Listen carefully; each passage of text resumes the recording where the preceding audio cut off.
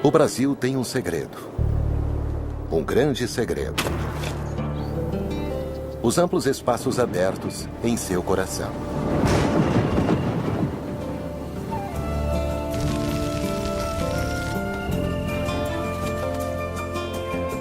O país é mais conhecido por suas florestas tropicais na Amazônia. Embora menos conhecidas, as planícies centrais são o lar de alguns dos mais extraordinários animais da Terra.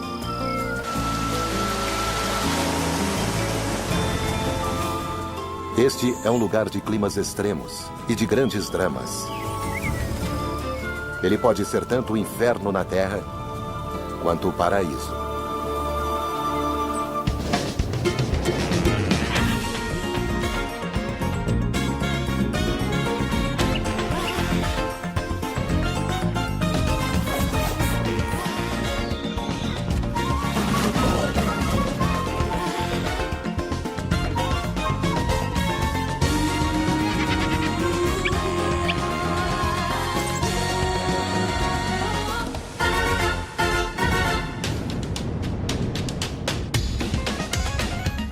Brasil Selvagem.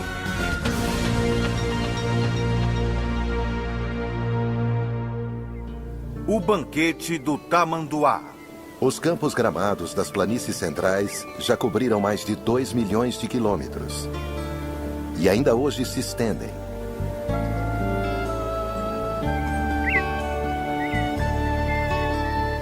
Isso torna esta região do Brasil 10 vezes o tamanho do Serengeti. E os animais que vivem aqui não podiam ser mais estranhos.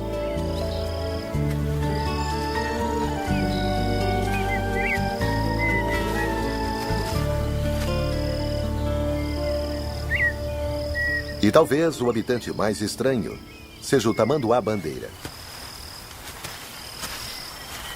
Ele é especialmente adaptado para se alimentar de formigas e cupins. Os cupins são os arquitetos de muitos dos montes de terra que se espalham pelas planícies. Uma parede externa dura protege esses insetos sociais da maioria dos predadores, mas não do tamanduá.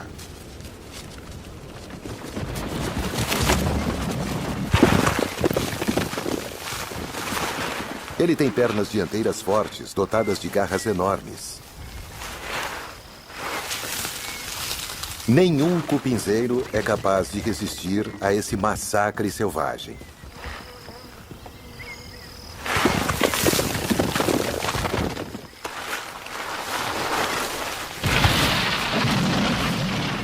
Depois que a parede é rompida, o tamanduá extrai os insetos com sua língua comprida e grudenta.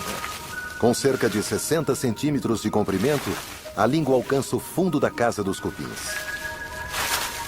Cada tentativa apreende vários insetos. O tamanduá precisa comer cerca de 30 mil cupins por dia. Mas ele só fica em cada cupinzeiro tempo suficiente para engolir pouco mais de 1000. A razão são os próprios cupins. Soldados bem armados atacam qualquer intruso, independente do tamanho.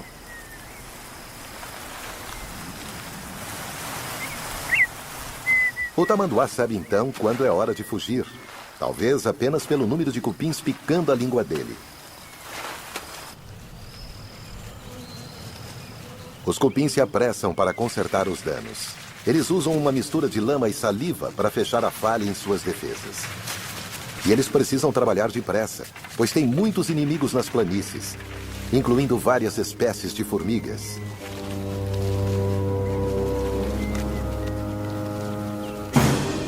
Mas desta vez, os cupins foram lentos demais. Um grupo invasor de formigas descobre a abertura no cupinzeiro e ataca. As formigas estão em maior número que as defesas dos cupins.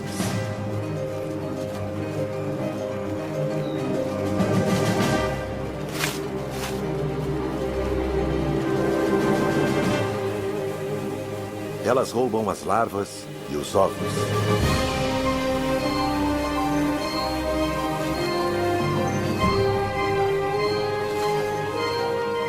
Tudo parece perdido.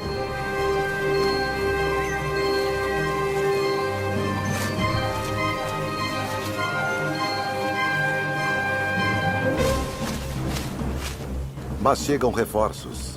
E os soldados cupins reagem. Seu único papel na vida é defender seu lar. E eles estão preparados para morrer em nome da salvação da colônia.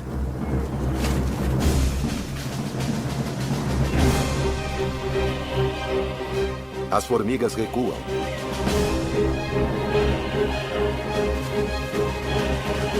O conflito foi terrível. As mortes, muitas. Mas a colônia irá sobreviver. Os cupins redobram seus esforços.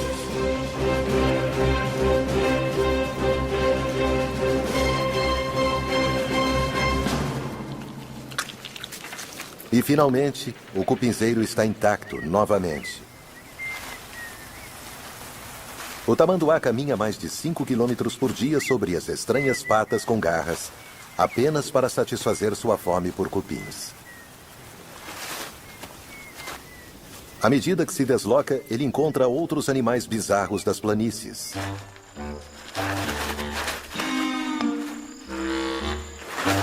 Se os cupins são os arquitetos das planícies, os tatus são os engenheiros. Eles estão constantemente cavando, tanto em busca de alimento quanto de abrigo. Túneis antigos não ficam vazios por muito tempo. Corujas buraqueiras logo reclamam estas residências.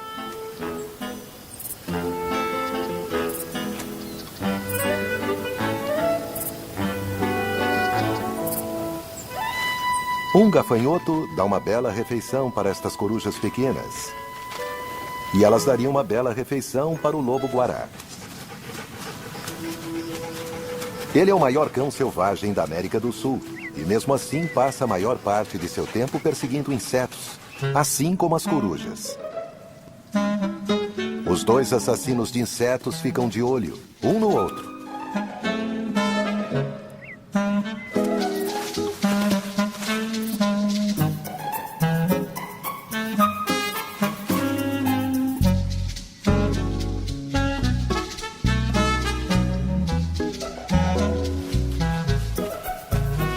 O lobo-guará precisa caçar sozinho, pois aqui não há rebanhos de grandes vegetarianos para sustentar uma alcateia. Este é um dos mistérios das planícies brasileiras. Por que tão poucos grandes animais? Onde estão os rebanhos? Pastagem não falta. A mãe tamanduá sai em busca de abrigo para passar a noite. A aparência estranha desse animal não se deve apenas às suas pernas dianteiras e cabeça pontuda. A cauda é tão bizarra quanto. Mas ela tem um objetivo: agir como um cobertor e abrigar a mãe e seu filhote do frio da noite.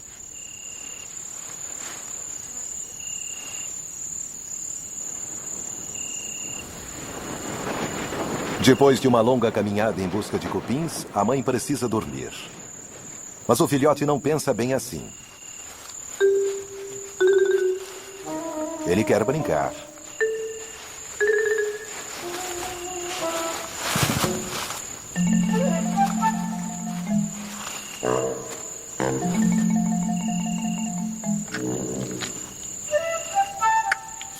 Está faminto e curioso. Uma combinação delicada para a mãe.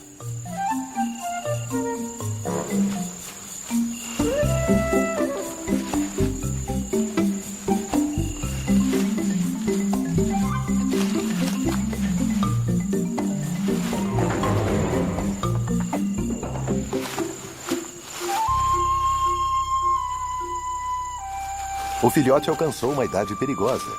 Agora ele só quer explorar.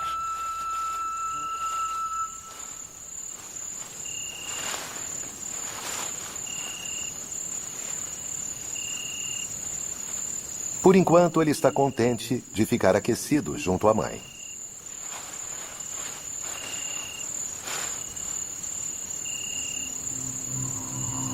As planícies sofrem com o clima extremo. À medida que os dias passam, elas ficam cada vez mais secas e um lugar mais difícil de se viver. Mas ao norte e leste, o cerrado é ainda mais cruel. A planície gradativamente se transforma em uma paisagem estranha.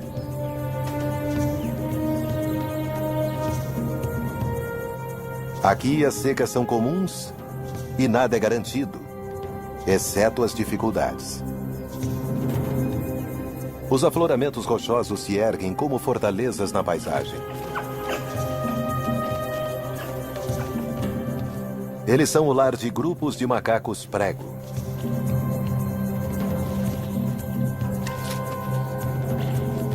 Esses macacos usam sua curiosidade e inteligência para encontrar alimento, até mesmo nos locais mais improváveis.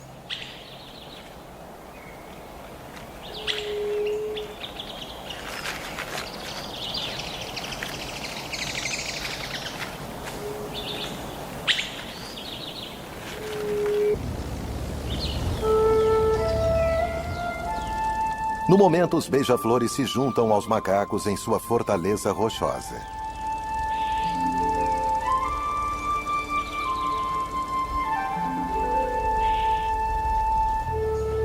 Eles brigam entre si e tomam cuidado, evitando as ferozes vespas.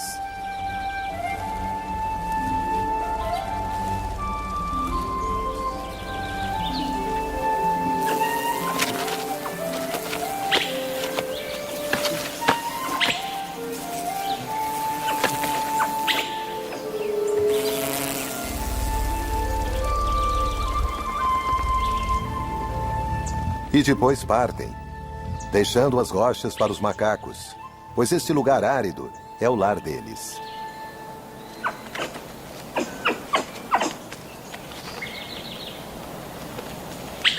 O macho alfa é o líder do grupo. Mas não é apenas um briguento. Também tem idade o bastante para saber onde comida e água podem ser encontradas nessa terra implacável.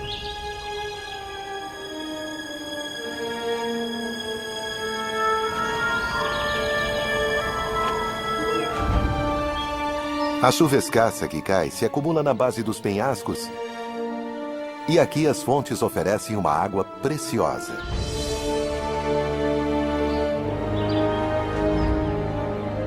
As árvores mantêm suas folhas durante a estação da seca.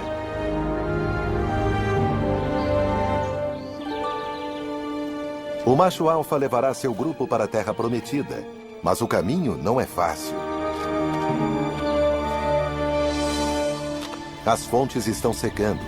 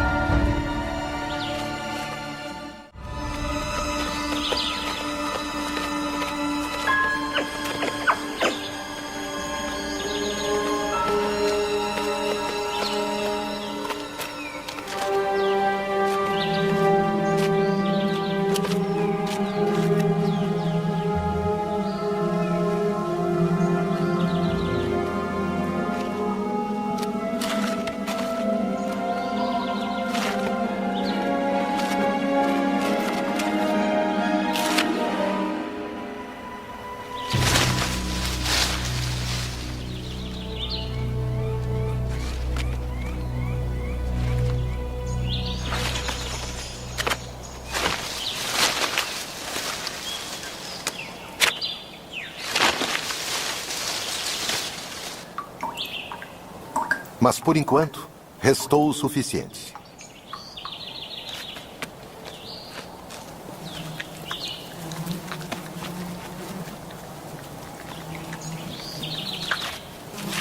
Restou alimento também.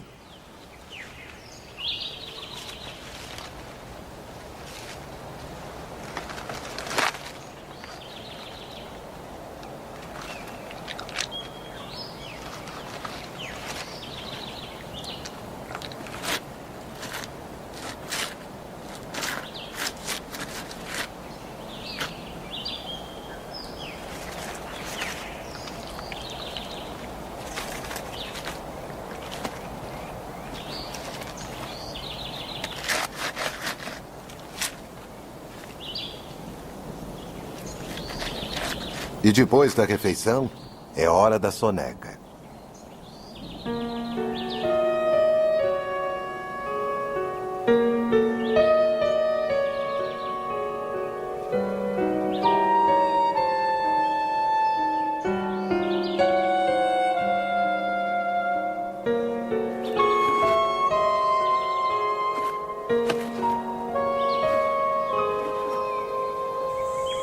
Perto dali, outros animais encontrados apenas no seco Nordeste encontram modos de conviver com os problemas dessa terra austera.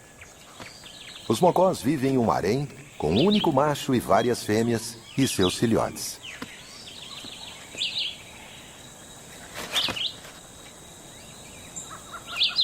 O macho vigia uma pilha de rochas e as árvores ao redor. Elas se beneficiam da água da chuva que chega até suas raízes e, assim, mantêm suas longas folhas depois que outras perderam as delas.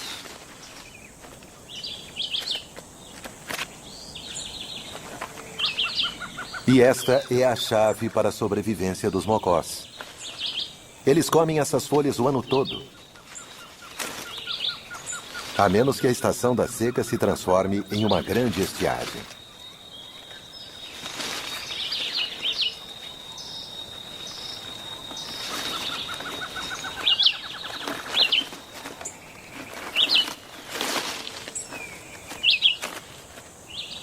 Os mocós dividem sua toca rochosa com outras criaturas, algumas tão especializadas em viver entre as rochas quanto eles próprios.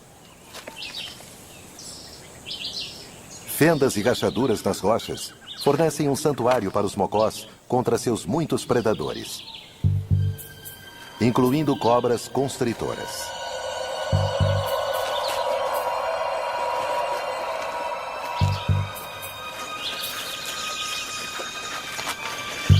A cobra se aproxima e os mocós dão um alerta, avisando os outros mocós ao redor da pilha de rochas.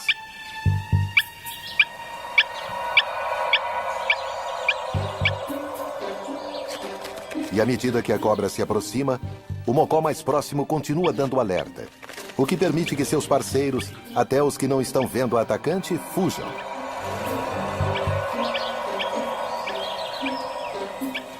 Com este avançado sistema de alerta, os mocós sobrevivem para poder comer um outro dia.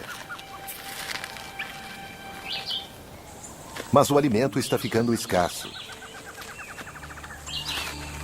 As chuvas agora são uma memória distante. Os macacos descascam as árvores em uma busca desesperada por insetos.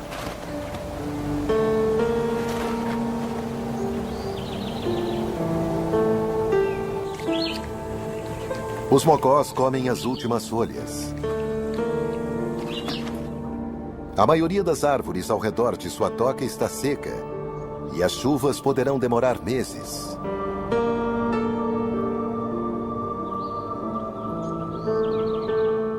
Nas planícies também a estação da seca está castigando.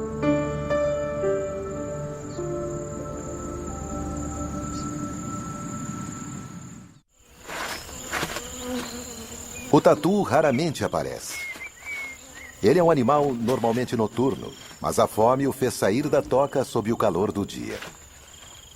Todas as criaturas estão esperando pelas chuvas. Mas por enquanto, a vida segue difícil. O tamanduá fêmea carrega seu filhote em sua busca infinita por alimento. Ela não enxerga bem, mas encontra os cupins com a ajuda de seu excelente olfato.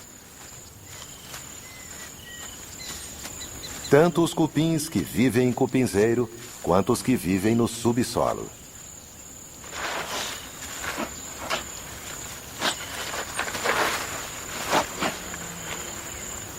Depois de algumas lambidas, está na hora de partir.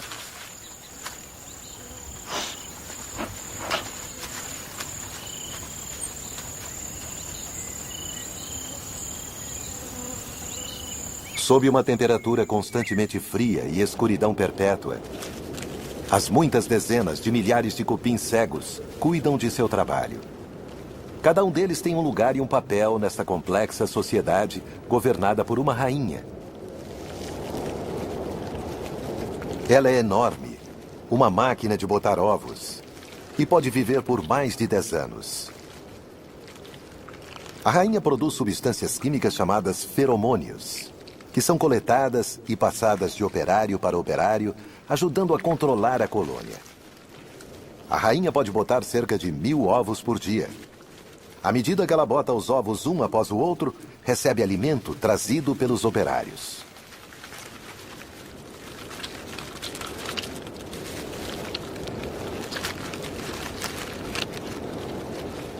Os ovos são levados para câmaras especiais e recebem cuidados dos operários.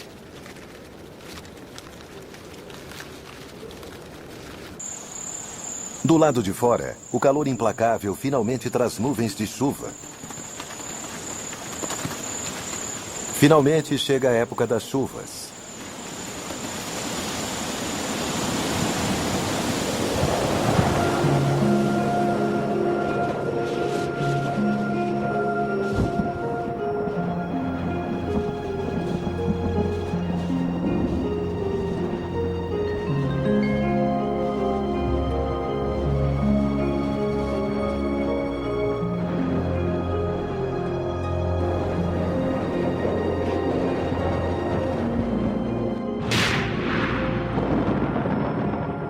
Mas em vez de água, os relâmpagos trazem fogo.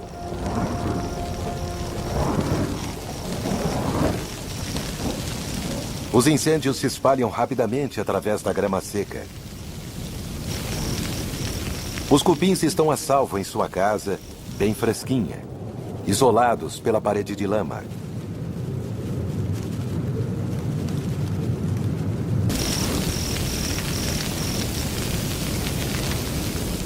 Mas outras criaturas não têm tanta sorte.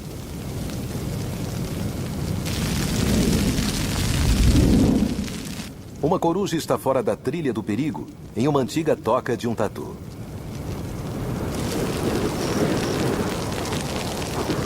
O fogo se alastra, levado pelo vento.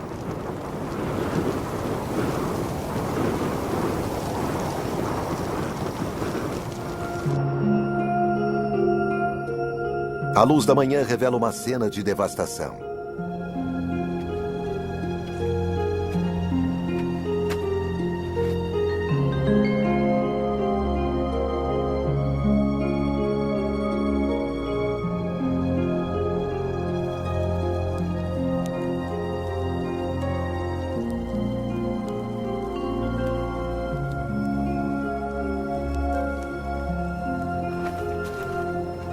O tamanduá procura por seu filhote.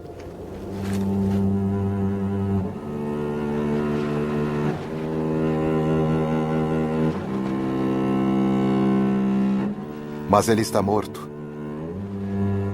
Vítima do incêndio alimentado pelo vento.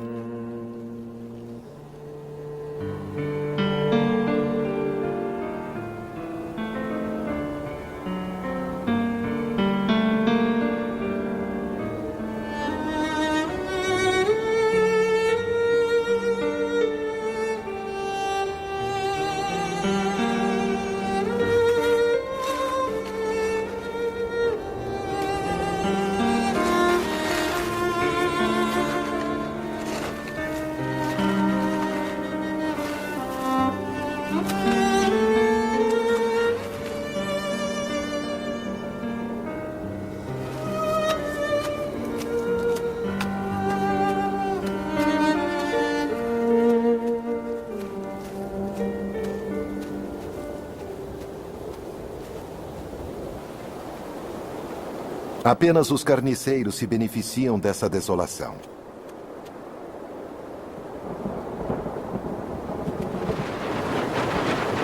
Outros relâmpagos. Mas desta vez eles trazem a chuva, a tanto esperada.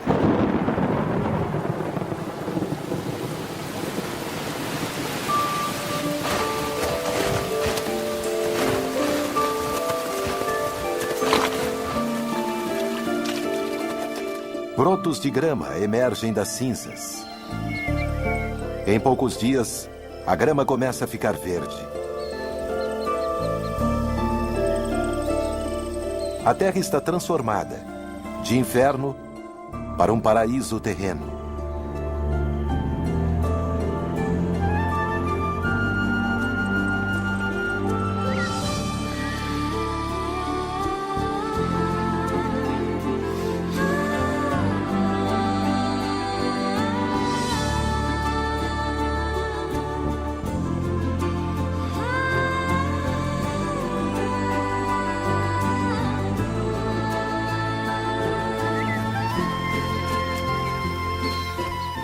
As plantas crescem rapidamente e a vegetação exuberante alimenta uma grande variedade de insetos.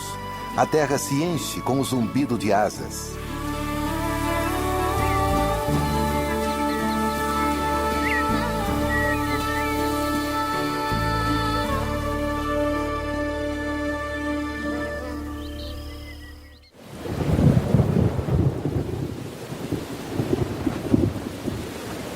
E a chuva continua durante semanas.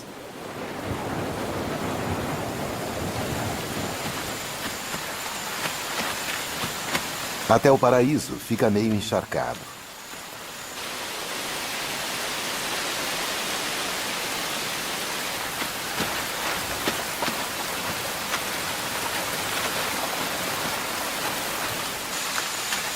Agora os reis e rainhas dos cupins fazem seu voo inaugural. Eles esperaram que as chuvas amaciassem o solo antes de acasalar e encontrar novas colônias no subsolo.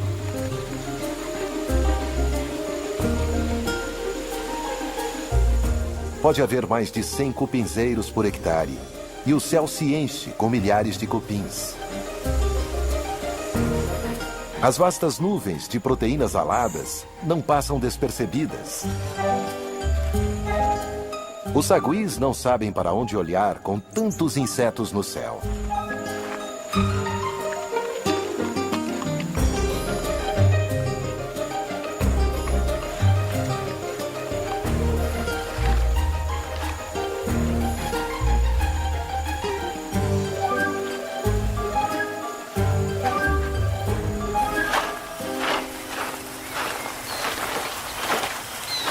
Os tamanduás tiram o máximo proveito desse breve momento de abundância e se refestelam com os cupins alados.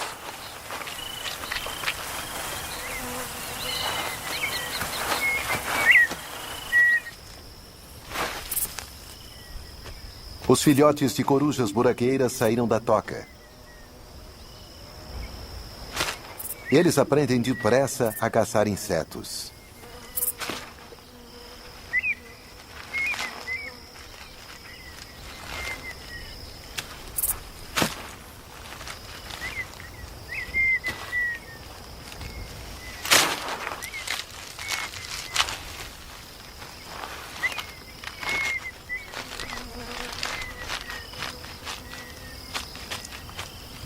Mas um besouro é grande demais para essas jovens aves. Elas precisam descobrir mais sobre seu novo mundo, incluindo o que representa perigo. Um grande falcão representa uma ameaça, e os filhotes da coruja voltam para a segurança.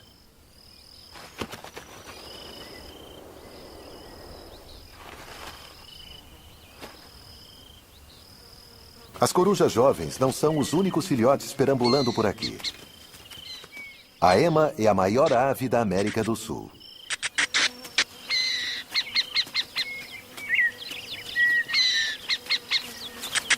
E o macho é quem fica de olho nos filhotes.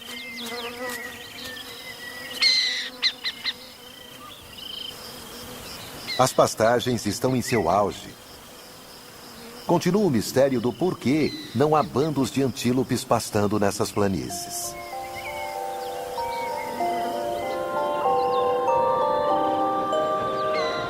Mas é nas noites úmidas da estação de chuvas que acontece um extraordinário espetáculo. Os vagalumes lotam as paredes externas das casas dos cupins.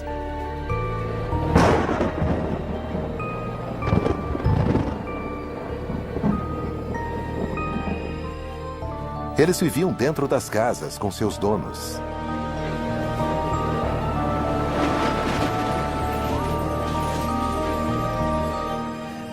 E agora as luzes deles atraem insetos que por ali passam.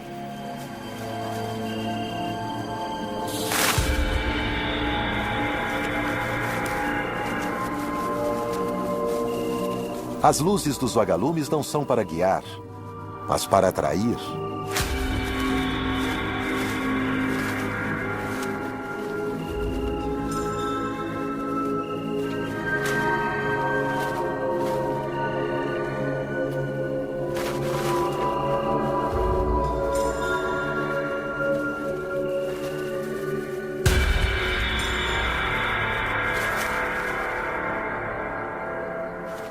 Essa exibição dura várias semanas.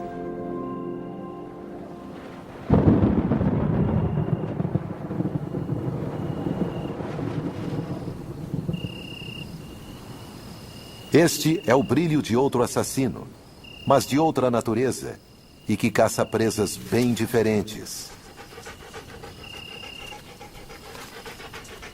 Os lobos-guarás são ativos durante a noite, seu período favorito. O lobo sentiu cheiro de comida, mas não são insetos. É uma fruta.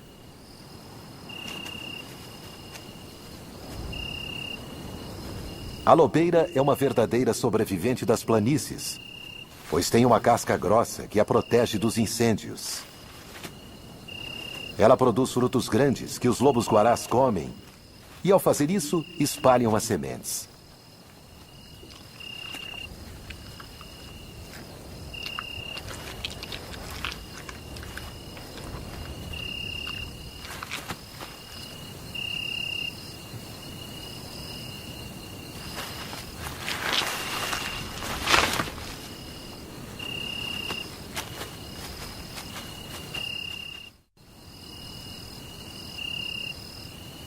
Outras criaturas também saem à noite. Criaturas que têm a resposta para o mistério das planícies, que é a falta de grandes rebanhos de herbívoros. Pode haver várias espécies diferentes de cupins vivendo em um só cupinzeiro. Todos eles são alimentados por operários que saem na escuridão da noite.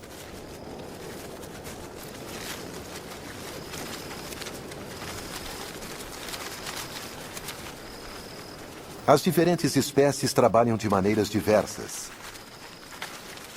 Algumas constroem trilhas cobertas, outras viajam no subsolo.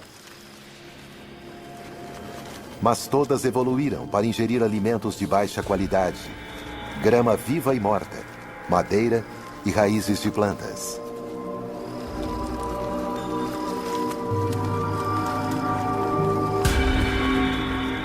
Cupins são capazes de consumir gramas com baixo valor nutricional e que não sustentariam grandes rebanhos de animais.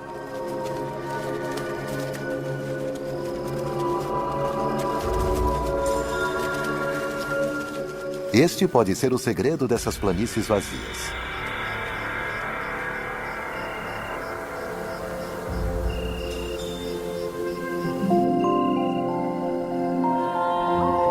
O lobo-guará retorna para alimentar seus filhotes.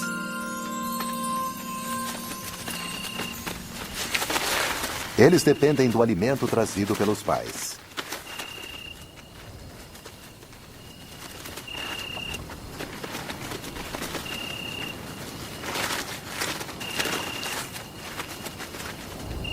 Estes filhotes só conseguirão se virar sozinhos depois de um ano.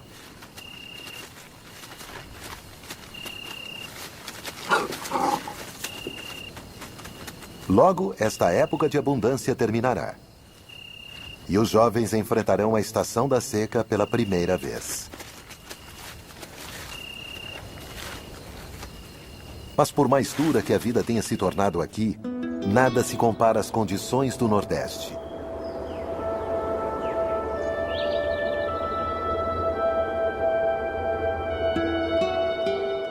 Aqui não tem chovido. E poderá não chover durante muitas semanas. Cada dia só traz mais sofrimento. O sol aquece as pedras a até 50 graus Celsius. A maioria das árvores já perdeu as folhas há muito tempo, em uma tentativa de sobreviver à seca cada vez mais severa. Para os jovens macacos do bando, nem as árvores da base dos penhascos, as que têm folhas, oferecem alimento.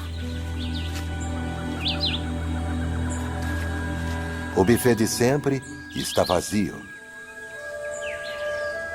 O grupo é forçado a viajar para longe de sua fortaleza em uma busca desesperada por água.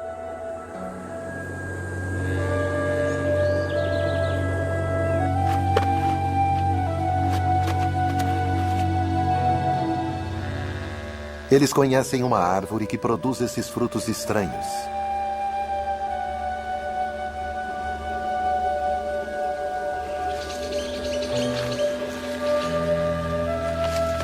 Os macacos fazem um buraco nos frutos e depois bebem o precioso líquido de dentro.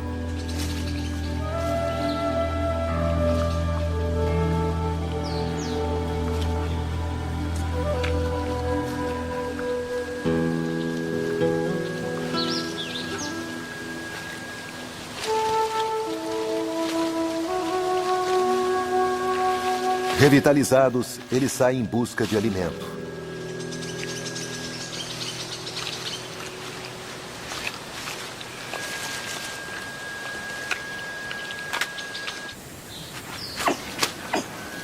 Mesmo na pior das crises, há uma rica fonte de alimento para os macacos prego: cocos. O problema é que precisa quebrar a casca dura.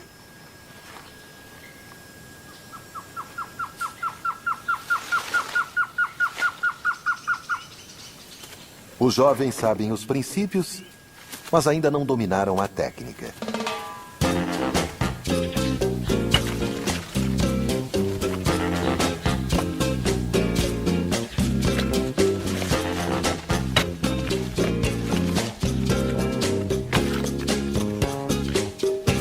A frustração toma conta do bando e leva a um doloroso erro.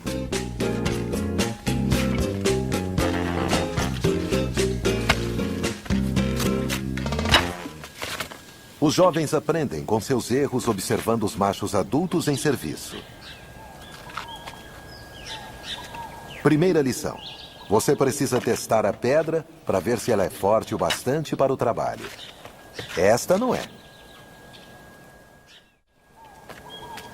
Os macacos sabem caminhar sob duas pernas, e isso é importante porque libera as mãos para carregar pedras que podem pesar mais de um quarto do corpo de uma dessas criaturas.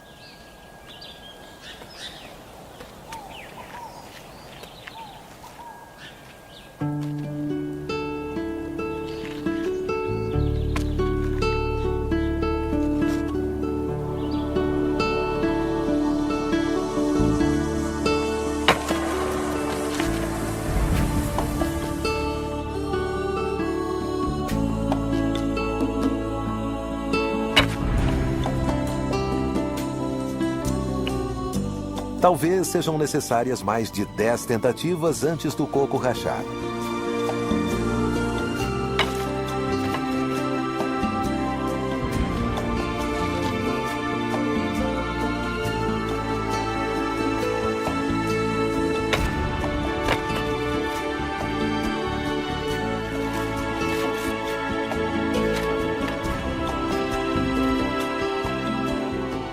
O sucesso não é apenas uma questão de inteligência.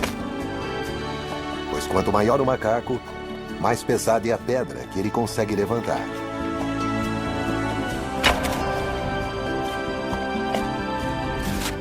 E assim, os mais velhos levam vantagem.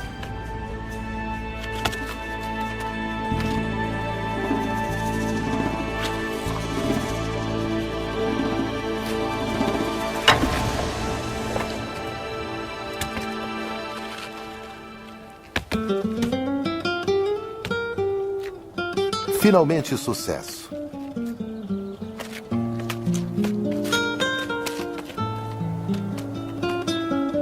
Os jovens observam e aprendem.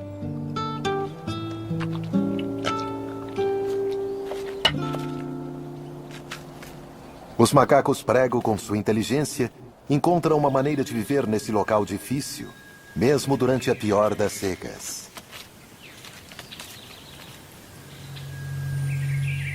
E depois de muitos meses sob o calor, a terra parece completamente sem vida. As árvores lembram gravetos mortos. Os mocós estão famintos. Eles já comeram todas as folhas das árvores. Agora, estão comendo a casca.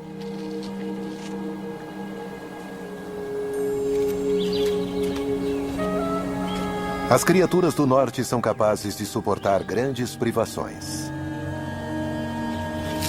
A menos que chova em breve, haverá muitas mortes.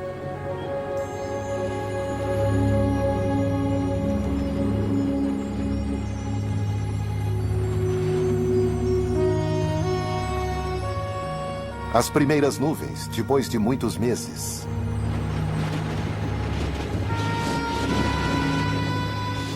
Amanhã traz mais esperança.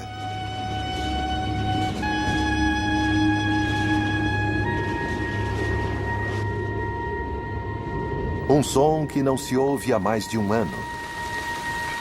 A chuva sobre as rochas quentes.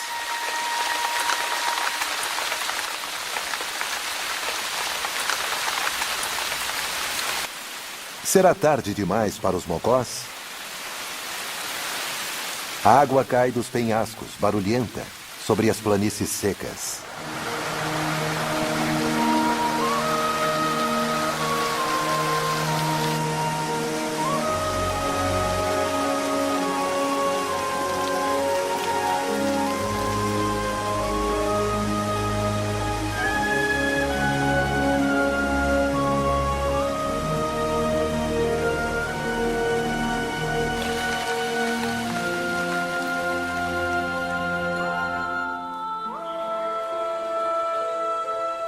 Depois de alguns dias, a chuva transformará essas planícies rochosas.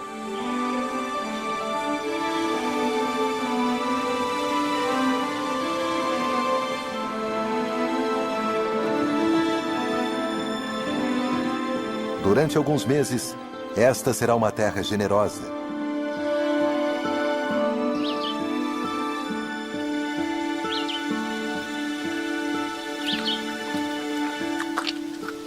Satisfeitos, os jovens macacos agora têm tempo para brincar.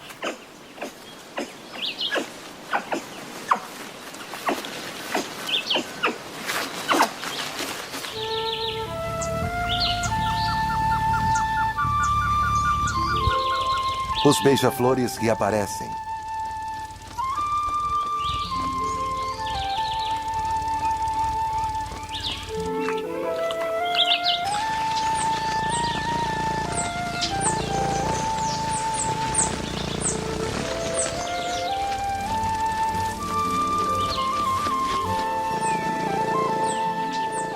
Quando a estação da seca voltar, eles partirão, deixando a terra para seus verdadeiros residentes.